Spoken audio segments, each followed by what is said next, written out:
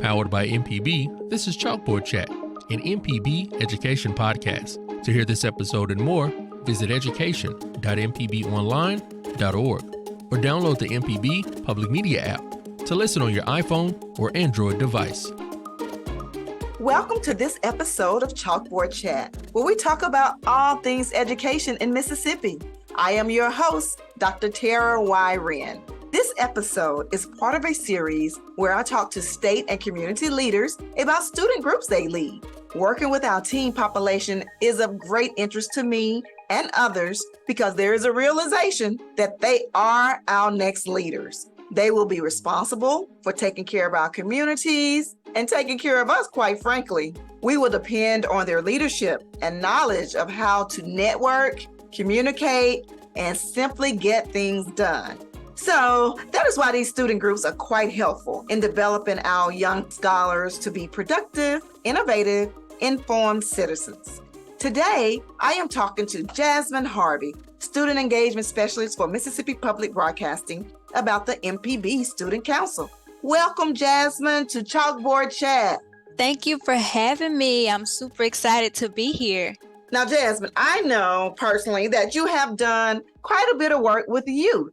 Could you sum up your work with students and young people with a hashtag? What would it be? Let's see. That's a good question. So if I could sum up all the work that I've done with students and youth, I think my hashtag personally would be keeping the heart young. Okay. Hashtag keeping the heart young. I like that. With that in mind, talk about your work and tell me why you are so passionate about working with young people. So I have a very different background as it pertains to working with youth. Before I started with Mississippi Public Broadcasting, I was working with a hospital with youth, particularly adolescents, those that suffer from mental illnesses. And so I had an opportunity to kind of learn how they adapt to life and working in life and how to navigate through life, as you would say. And so I've always had a passion for youth, specifically middle, high schoolish, when they're kind of figuring it out. They think they know it, but they don't really know it, just need a little guidance. And so I've worked a lot with troubled youth, as you would say, and to kind of help navigate and guide them. And so part of my upbringing with youth was learning them from an aspect of the troubled ones. And then I traveled into the school system where I was able to learn how they operate in the school system. And so I'm always about learning how students operate in different environments. And so what I like to do is engage with them. We talk a lot about teens and what we call the missing middle, or Gen Z is the generation that we're speaking to now.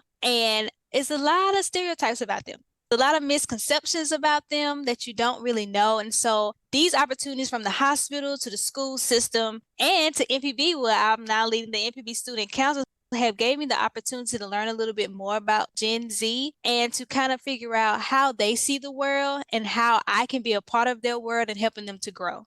Well, that's just awesome. So you've had really good experiences over the years and probably make really good connections with the youth.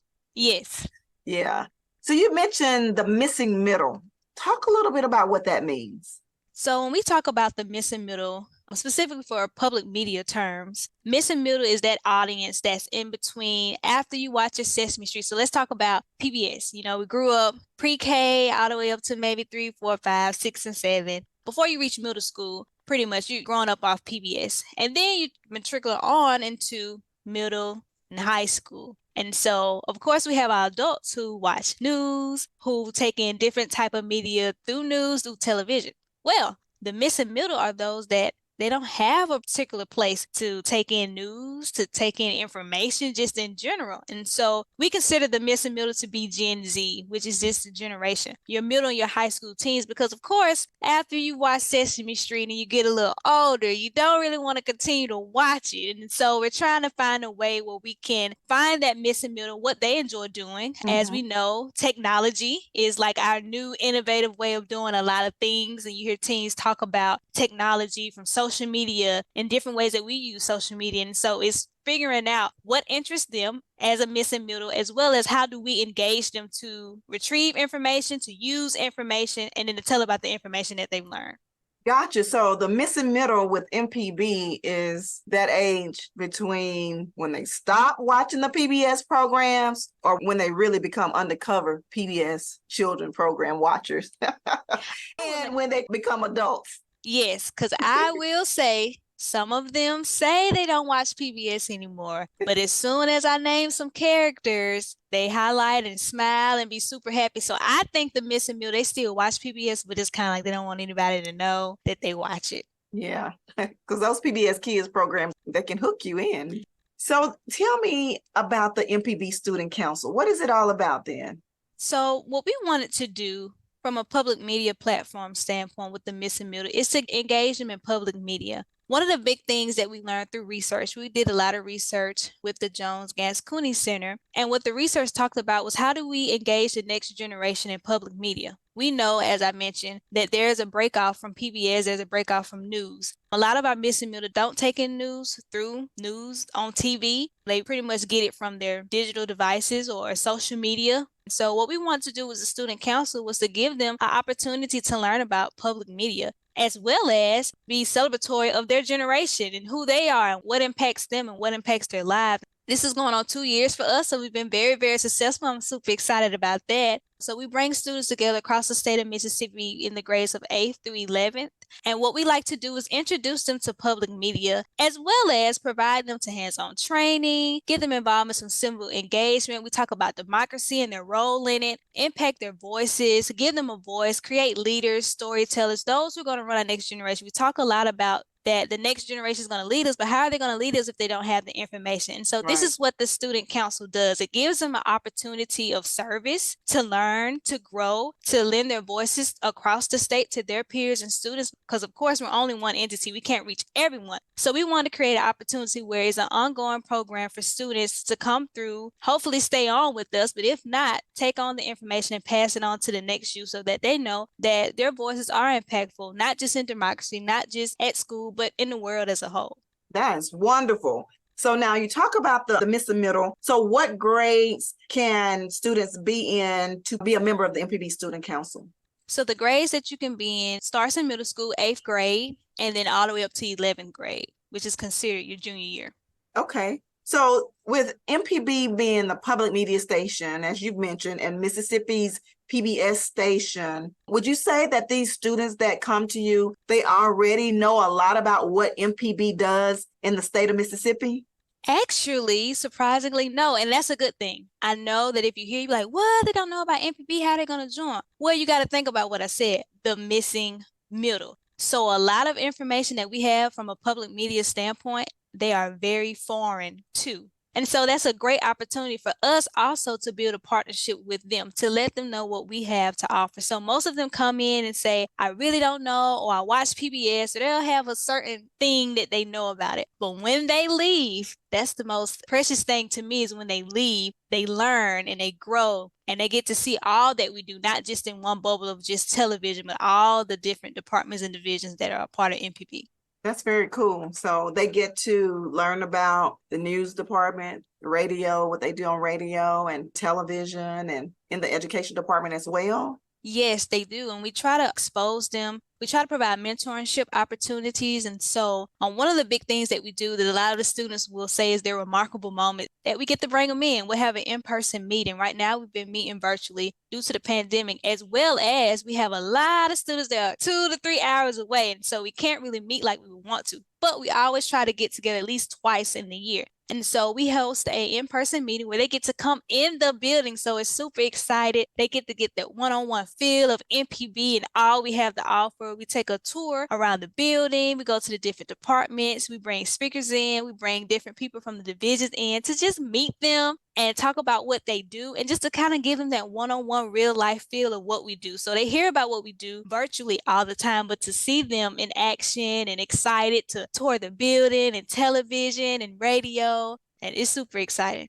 That is exciting, and sounds like they get a very wholesome experience being a member of the student council. What other type of projects do you do? Is it a year-long term that they can serve, or how does that go? Yes, so it's actually year-long. However, we do encourage the members to stay. And if they do decide to stay, there is still an interviewing process. stay. So yes, it is year round. You can continue on up until, of course, your 12th grade year, because I'm sure you're going to be focusing on you're going to college and growing up. And so we like to keep them year round, but it's up to them to make the decision if they would like to stay.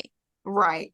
So I asked you a double question there. So the other part of that was, what type of projects or activities do they engage in during that year?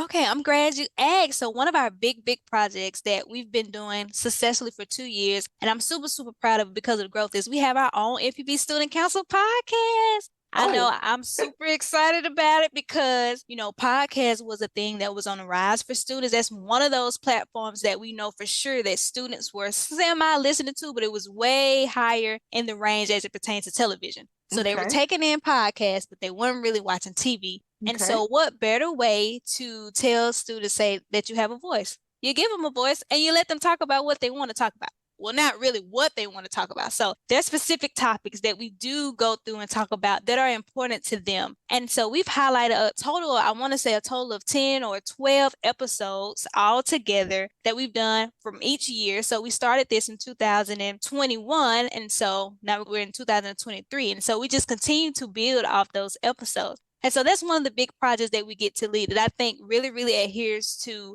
Gen Z, who they are. It speaks to their uniqueness, their creativeness, and just what's important to them. Another project that we do, one of the things that's very important is democracy. And we talk about civic engagement in a lot of different ways. And so you can't tell a student that they have a voice in democracy and the laws that are made against them without giving them an opportunity to learn the basics of the basics. So one of the projects that I also enjoy, and I learn a lot from myself as well, we have a legislative project. And so what we do, we give them an opportunity to listen in on sessions that they have, as well as learn about how bills become a law, the House, and then they get to do their own fun research where they're able to figure out their leaders, their legislators in their area, and then they're able to write them a letter to let them know what we're doing at MPB and the awesome program that we lead through the MPB Student Council Podcast. And I say this because I think it's very important. It's changing the way that we see democracy, the way things are happening for them. And so there's a lot of decisions being made on behalf of them, and they really have no idea it's going to affect them in the future. And so what they get a chance to do is, one, learn, because of course, it's a lot of things that go on in the government that we do not know about. However, we do know that they take in, if it's something with school, like one of our student council members, they were talking about school consolidation. We know that that's a big thing. You can consolidate because of lower grade rank or your ranks. If you're a fail in school, you need to come together. And so one of their issues with it, they didn't want to consolidate, and so they got a chance to talk about why it mattered, not knowing that, hey, because of your voice and you speaking on this, it could lead to them saying, well, hey, maybe we need to take a step back before we consolidate, because the student voices matter. So this is two of the big projects that we do each year that I'm super proud of. And I'm super proud of the team that helped me to lead this as well. Like I say, the Student Council, yes, I lead it, but it's ran by an amazing education team here at Mississippi Public Broadcasting. And so we have a great time just interacting with the students as well as learning with them too. I'm sure you do. They get a lot of engagement, particularly in learning that legislative process is very important, because after a while, they are going to get an opportunity to participate in that. So that's an awesome opportunity that you are giving them through the MPB Student Council. I want to go back and talk a little bit more about the podcast. So do the students come up with the topics, or are they given the topics? So this is all student-led. Let me say it again. All student-led, which I'm super excited about, because most times you hear, well, students don't really want to do anything, they're shy. Well, these students have a voice and they're ready to use it. And so what they do, they get together and we just brainstorm. We talk about anything they would like to talk about from a school standpoint. It could be law. It could just be stuff that's going on in the world. And so we'll come together, we'll meet, we'll get a list together, and we try to do at least 10 podcasts for the year. And so we try to select the topics that we know would be a really good topic for the year. And so they help with that process, but it's all student-led. And here and there may be some, they may ask if we have anything, if they don't know a topic or want to kind of learn more about a topic to make it a podcast topic. But outside of that, it's student-led. So they do their own research and come up with the questions as well? Yes, they do. And the guests? Yes, they do that as well. Now, some do come in. So I want to be honest, some do come in. They may not know a lot about podcast. And so what we do have a very intensive training that is led with them that kind of teaches them, how podcasts go, your topics, your questions. And so we'll work with them the first 2 podcasts, but after that, they take the lead. They learn how to recruit their guests. They learn how to write their guests, let them know what we're going to be talking about, as well as how to facilitate questions that go along with the episode. Oh, how awesome. So what are some of the topics that you all have explored so far? Ooh, okay. So one of our big hit topics this year, we talked about gun violence. And so I know that was a worldwide traumatic experience that we all had dealt with, with the news in different areas where there was gun violence stories, children in schools that were shot and killed. And so you never know what thing impacts a student or just a youth or a child itself. And so I think that was one of our great episodes to talk about gun violence in the state of Mississippi, because although it may not be to the extent of another state, you have to be aware of your safety parameters. You have to be aware and adhere to your safety protocols at school, outside of school. And so the students were able to kind of shed light to how it made them feel, and then some of the things that they have in place at school. And what's interesting about our podcast is we always like to give them a platform where they're bringing the right people to the table. And I speak importantly to that because it's very important to talk to the right people.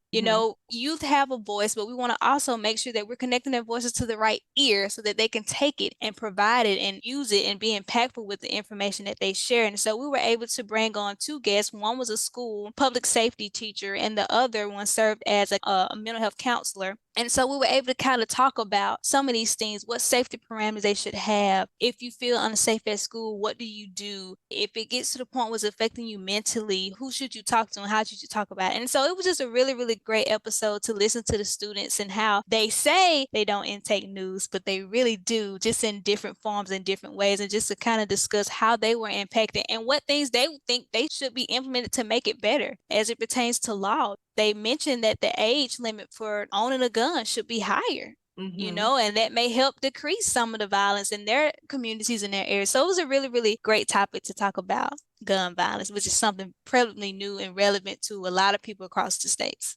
Absolutely. So how can our listeners hear some of those podcasts?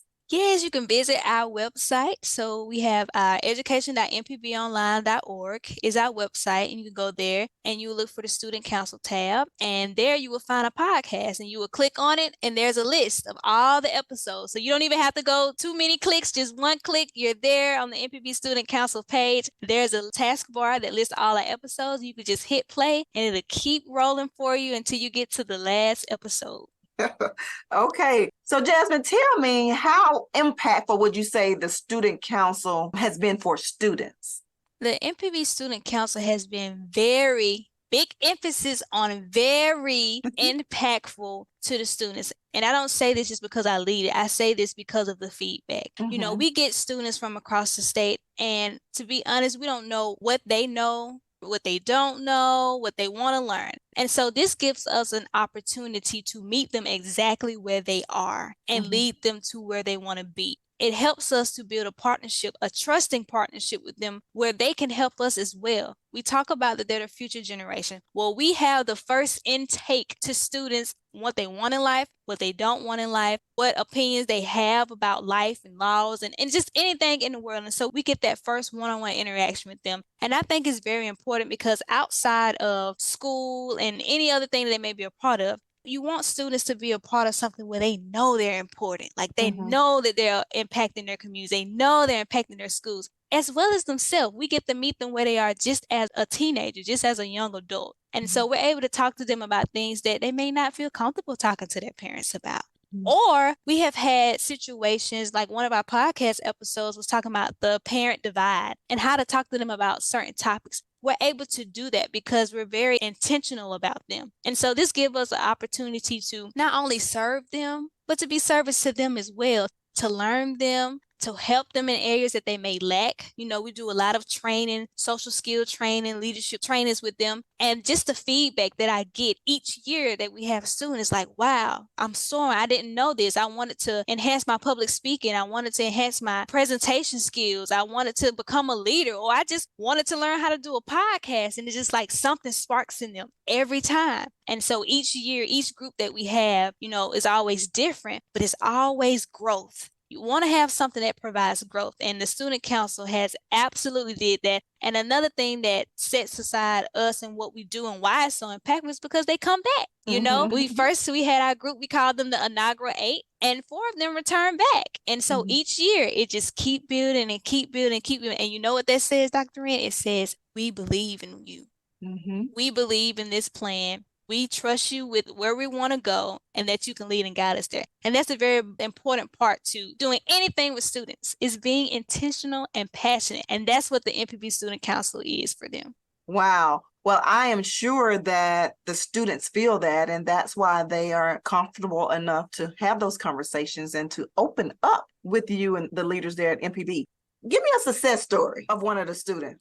So one of the success stories that I have, we call them our student ambassadors. So when they leave on, they become student ambassadors. They can still assist with, anything that we have as it pertains to student council and joining any events. But her name is Lakina Mead, and she will always be my success story. And this is why. When she first joined the student council, she didn't even think that she was going to get chosen at all. She is from Hernando, Mississippi, which is close to if you're heading to Memphis. So that tells you the distance of how far it was. And so she interviewed, she was amazing. Like, she was this amazing candidate from the interview. And so we were able to choose her our first year. She was a part of our inaugural 8. And as we built a relationship with her, we learned that she was really, really good at editing and videos and behind the scenes and photography. We harped in, we cultivated those skills with her. And an opportunity led PBS Student Reporting Lab was looking for a student in the state of Mississippi. They were doing a episode here. It was called Moments of Truth, where they was talking about conspiracy theories, and they were looking for a student to kind of interview.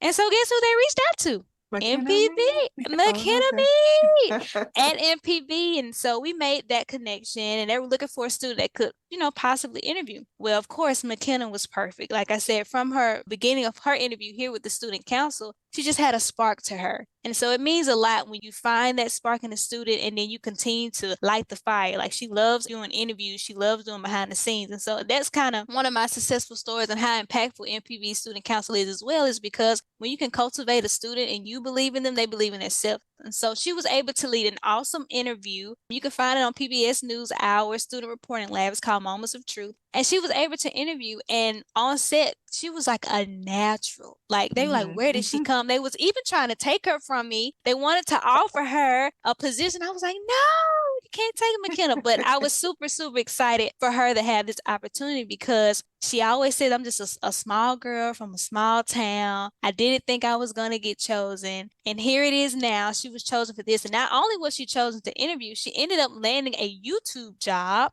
that she works currently full time. And it was all because of the skills that we gave her, from podcasting, interviewing, presentations, and just kind of cultivating her skills behind the scenes of photography and videos. And so she also ended up having an opportunity to edit some of our videos. We did a mini documentary, which is another favorite project that we do. They will allow the student council members to highlight somebody impactful from their community and just tell their story. We're all about telling the different stories of students across the state of Mississippi. And so she edited those videos for us. And so even now, just thinking about it and how impactful this is, her success story will always be one of those stories that I tell, because it doesn't matter how small you are. It doesn't matter where you're from. When there's something in you and you have a team of people, the MPB education team, we love our students and we love on them. We're intentional and passionate about them. It just does wonderful works for them. And she has done an amazing job, and she's continuing to be successful with everything that she learned, not just from us, but just believing in herself.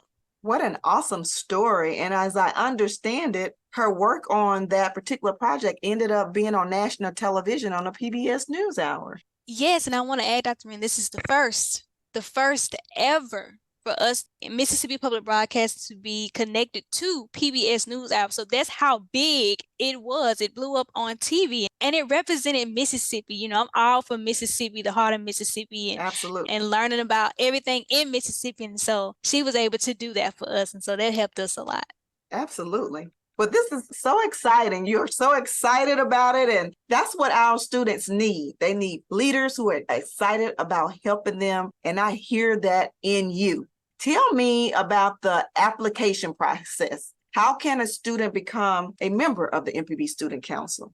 Okay, so the application process is very easy. And you go to our website at education.mpbonline.org and you go to the Student Council tab. There'll be a tab that says Apply for Membership. And so there's a short, brief job form that you will fill out there and you hit submit. And then from there, we'll reach out to you. We have to get your parent consent first. Parent involvement is very important to us. And so once we get your parents' consent, then we'll move forward to scheduling you an interview.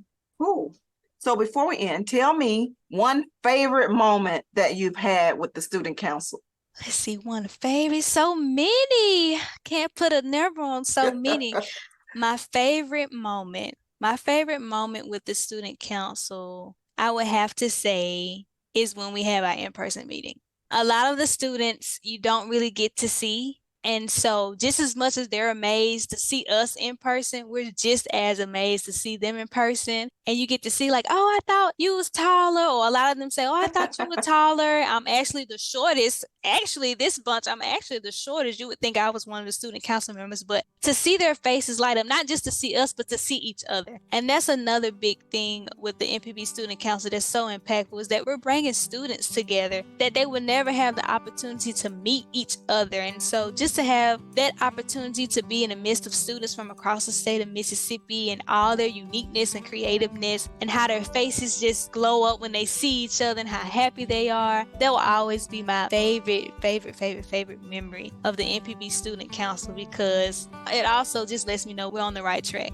Well, that's remarkable. It sounds like you're creating a network across the state of these young people who, as they grow as students in Mississippi, man, they're going to know each other and they'll have friends across the state. And that could be very valuable to anyone. So I applaud your efforts with the work that you're doing with the MPB Student Council. So thank you, Ms. Jasmine Harvey, for sharing with us about the MPB Student Council, a group of middle and high school students in grades 8 through 11 from across the state of Mississippi.